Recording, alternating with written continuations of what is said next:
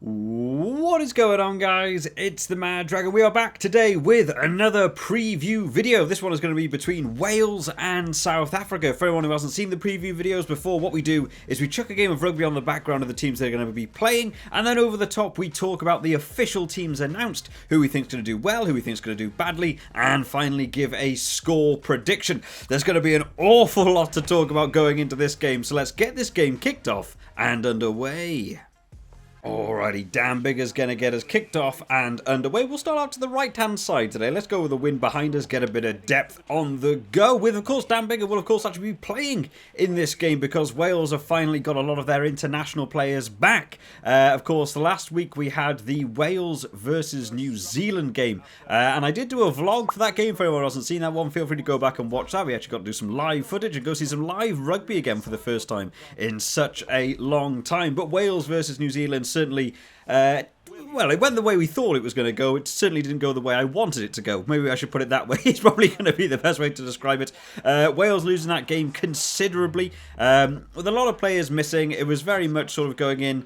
I've seen a lot of reports saying it was a C team. I think that's very friendly. I think I would definitely classify it as a B team. It's pretty much what we saw in the summer series as it was going on. As we see Josh Adams here going over for a lovely try. But it was really sort of a B team with a couple of extra players sprinkled in that are in that main starting 15. So, I mean, we weren't expecting them to win, but they certainly showed where the cracks were. New Zealand opened up that game and just got score after score. The slow passing setups were very readable plays. They kept doing this round the back switch from outside of rucks and scrums, which Gareth Anscombe unfortunately not getting the passes away quick enough. We saw those interceptions from Bowden Barrett just running the length of the field when he fancies it, and he's a hard man to stop once he gets going. And it wasn't helped at all by, of course, that the set pieces didn't go well for Wales last week either. So many of those lineouts not working well, not doing their job and what they wanted to do, not even getting the ball to the player in the lineout. Two big injuries in the form of Alun Jones and Moriarty both going out. So it's a bit of a blow in that game, but it did go how we feel. Looking forward to this game, of course, going up against South Africa. They get a lot of those players back. Of course, they missed a lot of the international players, were stuck with their clubs because it was outside of the international window. They're going to be getting a lot of those players back for this week. So the team is going to be bolstered, but so many of those cracks we saw in that New Zealand game are a lot of the positives you could see from a South African standpoint. A lot of their gameplay comes from those negatives we saw in the Wales team. So hopefully they can manage to deal with it. So we've talked a lot about the last week's game, so let's talk about the team announced for this one. So starting off in that front row, Rhys Carré, Ryan Elias and Tom Francis. Rhys Carré coming on out having a terrible game last week. Tom Francis, they just struggled in the scrums overall. We knew that the New Zealand scrum was going to be dominant, and it certainly felt that way. Ryan Elias, though, I am so surprised to still be seeing Ryan Elias in the starting 15. The lineouts last week were awful. There's no real other way to describe it. They genuinely were terrible. They managed to win one of their own lineouts out of like 6, which is really, really bad. The maul setup just never got going because they didn't get a line out anyway, and I don't even think he played that well on the pitch, to be fair. I mean, I know losing Ken Owens is a big blow, but there's certainly other hookers in the Welsh regions that could step up here and could be brought in. It's a big surprise to see him still in, but hopefully he'll be having a better game than he did last week. Looking backwards towards the lock department, Will Rowland's coming in now in that 4 shirt, and Adam Beard moving to 5, of course, with Alun Jones out. Luckily, Adam Beard had a lot of experience in the Six Nations, but also in the Lions tour playing 4 or 5. I would say having a good game, but he didn't get any ball to hand from the lineout, so difficult to call. Will Rowland's not having a huge amount of impact on that game. Very hard to make an impact on a New Zealand game from the bench, to be honest, but not giving away as many penalties as we usually see from him, so positive for me in that regard. Hopefully we can look forward to this game now, and hopefully their lineout can be settled down a bit, but of course it's one of the South Africa big strong points. Looking further back towards the back row, we've got Jenkins, Tame Basham and Aaron Wainwright. So it'll be so nice to see Jenkins coming back into this squad now. Filling in at 6. In my head I have him down as more of a 7, but of course Tame Basham playing so well in that 7 shirt.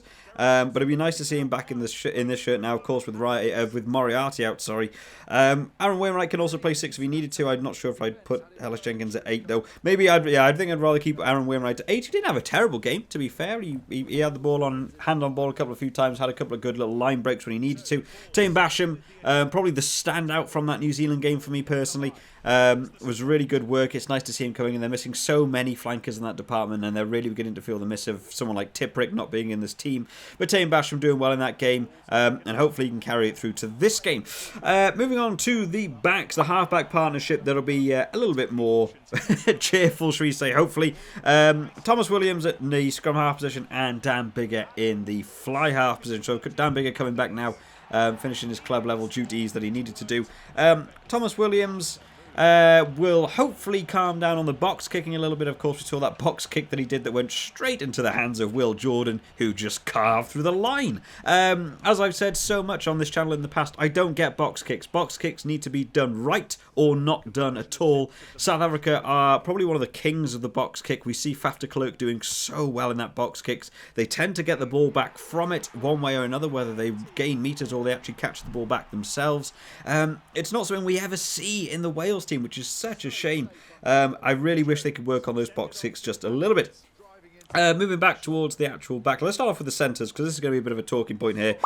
Nick Tompkins coming in at 12 and Jonathan Davis at 13, taking over that captaincy now with Alan Wynne-Jones also out. And the main question I would have here is, what does Scott Williams have to do to get a game? Scott Williams is playing unbelievable rugby at the Scarlets at the minute. He was left out of the team originally. Halaholo got the position in the team that was named. Halaholo went out with an illness of a virus we're not allowed to talk about on YouTube. And Scott Williams was brought back in afterwards. Scott Williams, a brilliant inside centre. Scott Williams, a man who has played multiple years on the inside centre with Jonathan Davis on the outside centre, and bang. Instead, we're going to place Nick Tompkins at 12, who in my opinion plays much better at 13. I don't get this partnership at all. Pivac is desperate to make a Nick Tompkins, Jonathan Davis setup work, and it just doesn't to me. It just doesn't work how anyone wants to see it. Either for me here, you have to play a Scott Williams 12, Jonathan Davis 13, or Scott Williams 12, Nick Tompkins 13, and just try and make something of it. You're basically playing two 13s in one game. It doesn't really work. Jonathan Davis had a particularly average game, I'd probably say, against New Zealand. Not really making enormous impact there. Definitely had to be thrust into the limelight a bit with Alan Wynne-Jones going out. Nick Tompkins, we'll be looking forward to see get back into the Wales shirt. Unfortunately, he had those high hopes from his first game against Italy, where he scored so many tries. He was having a great game. Does struggle, I think, Nick Tompkins. I much prefer him coming on the bench personally. He's such an impact player from the bench. We've seen him in games from the bench, just the difference he makes to a team. But starting, especially against a high-end team like South Africa, I think he could struggle a little bit there. And finally, because we are getting towards the half-time marker here, we'll talk about the final back three here. So Josh Adams retaining that 11 wing. Is probably the only choice at the minute, really, for that 11 shirt. Going off well with the Lions, doing well last year in the Six Nations. Didn't really get going against New Zealand, unfortunately. Rhys Zammit comes back in on the right wing. That's one we're going to be looking forward to, a man that can change a game round, as we can go back now to that Six Nations and see just the impact that Rhys Zammit had on some of those games, especially games like the Scotland game. I would argue single-handedly stopped Wales from losing that game when it came to that brilliant try setup at the end. Really looking forward to see some speed back on that wing. And finally, Johnny McNichol in that full-back position, who... yeah, he had a perfectly fine game. Again, it's tough against New Zealand to see what he was going to be able to do. Unfortunately, not managing to stop too many of the tries, I would probably say. There was a couple of people getting through the line breaks, and although he was making the tackle right at the end, they were still getting over for the try, which it was a shame. So hopefully he can step up a little bit here, but Johnny McNichol, probably one of the few who really felt like attacking in that New Zealand game, making a couple of those line breaks until that unfortunate interception that there happened between him and Bowden Barrett, and then running the length of the field. But overall, as a 15, yeah, I'd say strong. I'd say this is probably about as strong as they can put out, given injuries and so on. Personally, for me, I wouldn't have Ryan Elias in this team. That would be my main switch, and I think I would have Scott Williams in at 12. Over Nick Tompkins, and move Nick Tompkins to the bench. But bar that, that's probably the team you're going to be putting out, and you might even see for the rest of this tour, because there's not a lot of other players left, unfortunately. So, as we're now into the second half, we'll quickly talk about the subs. So, Roberts going to be making his debut. Looking forward to see a bit of Ben Roberts coming in there. His 16 shirt. Will he be better than Ryan Elias? At this point, doesn't sound too difficult. Wynne-Jones in the 17 shirt, so obviously there for that second half. We know what South Africa talk about with their bomb squad coming on for that second half. You're going to want some experience in there. Wynne-Jones off with the Lions as well, having played them. bit of experience there, along with a new debutant, of course, in John, which I think might be Will Griff John. All I've got down here is W. John, so it could be anyone, but I think it's Will Griff John coming in there for his debut. So 2 debutants against South Africa in a position that South Africa thrive in, which is tough. Going to be difficult to see how they get on there, but hopefully they can retain it and work well together. Looking back towards the rest of the forwards then, Carter and Seb Davis. Seb Davis coming on quite early in that New Zealand game. Very much, again, the super sub, but Alwyn going out so early in that last game, he had to be brought on very early for that one. We'll hopefully be able to have a decent second half, and hopefully Wales can avoid too many injuries in this one. And then looking further back, Gareth Davis in that scrum half, Gareth Anscombe in that 10 shirt, who, in all honesty, I think maybe Priestland outshone him a bit. In that New Zealand game, so maybe a bit harsh to not see Priestland in there. And then finally Liam Williams coming back into this team. It's good coverage there, to be fair, to play either wing or the fullback position. It could also be a sign that you might even see at some point one of the wingers come off and Johnny McNichol move to the wing and Liam Williams come on at fullback. If that kicking game isn't going too well for them, they might see that switch. But it's a tough team to play is South Africa. South Africa riding high at the minute, of course, with beating the Lions, having a really good series against the Lions. We did do a few videos on that on the channel, and then going on to their little series they had in the Southern Hemisphere, which won't have gone exactly how they planned. They looked pretty dominant over Argentina. They seemed to be a couple of areas where they were struggling against Australia, and a couple of really good games against New Zealand where it was really, really tight. But they are riding high at the minute, so I've no doubt they'll be looking forward to getting in here and potentially smashing this Wales team a little bit. So let's quickly check out the South African team. So this is a front row that we've seen a lot of. Mbonabi, who a couple of people call me out on the pronunciation. I am apologetic to some of the pronunciations that I get of some of the teams. Mbonabi or Mbonabi is how I pronounce it. Is a brilliant player, and especially in that scrum situation, he just dominates in there. Nia Carney as well is enormous. Every time I see Nia Carney come on the field, I just feel scared for whoever has to go up against him. And I think luckily there'll be no debutants playing against Nia Carney. You might be seeing Wyn Jones coming on at some point there, but a tough man to scrum against. They'll be looking to dominate in the scrummaging area, I can imagine. Back towards the locks, Etzebeth and Lou Diega, who is a very, very good player. In fact, this combo worked really well for them in the Lions. We saw it so much, these players interchanging as well, especially with Diega and some of the other players being able to play flanker as well when they need to. The switch, they literally switch the style of play, which is an incredible ability to have, to be able to switch from being locked to moving to flanker and being able to switch how you play entirely. Brilliant. Khaleesi, captain, that's just a monster of a man. Smith, who is playing really good rugby at the minute, and Vermeulen back in that 8 shirt. So, in all honesty, I mean, a couple of the South African subscribers can probably point out if I'm wrong here, but to me, this is probably one of the best setups South Africa have as a 1-8. This looks very dominant. I'm not even sure what changes you'd make here, really.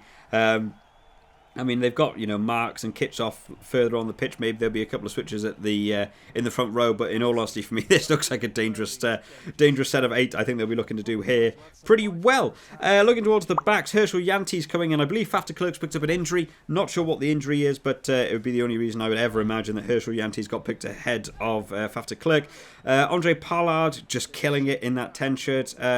I think as a fly half, playing pretty good rugby at the minute.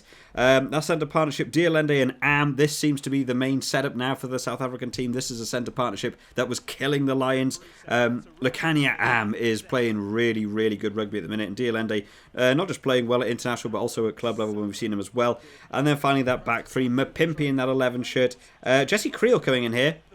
No Nkosi. But Jesse Creel's just as good, to be fair. He's again playing good rugby. And finally, Valemsa in that back field. So I would probably pick Valemsa ahead of LaRue. I don't think LaRue had the best tour with the Lions, so I think that's probably fine. But as a 1-15, looking incredibly strong. And then finally the replacements here. Marks, Kitchoff, Koch, Mostert, Weiss, Kobus Reinach, who's playing good rugby as well, Elton Yantes, and finally Stain, the man who just cannot be kept down, will always be in that team. As a South African team, I think that's a brilliant setup. I think 1 to 15, they're going to be looking very, very strong, and I think this Wales team could really struggle. They've also had the joy of having a bit more time on the field, playing higher level teams like New Zealand and Australia, and even Argentina, really. Wales have struggled against Argentina in that summer tour, and just sort of got monstered by that New Zealand team. So, in terms of a score prediction, for me personally, I think I'm going to be looking at a South Africa win here. And I think it could be a little bit more than we saw in that World Cup semi-final. I think I'll be looking for a South Africa win here. I'm going to say South Africa to win by... I want to say 15 to 20, so let's say 18 and hit it in the middle somewhere. But that's my prediction. I'm just one man, of course. So make sure you drop down in the comments your thoughts and your opinions and your score predictions of who you think is going to win and by how much. We will, of course, be doing these videos for all of the games over week 2. So make sure to subscribe to the channel just to keep up to date with all the latest videos as they come out. And if you've enjoyed this one today, make sure to drop it a like, because it really does help the channel out. But I'll see you all in the next preview, guys. I hope you all enjoyed today. I'll see you next time. Bye-bye.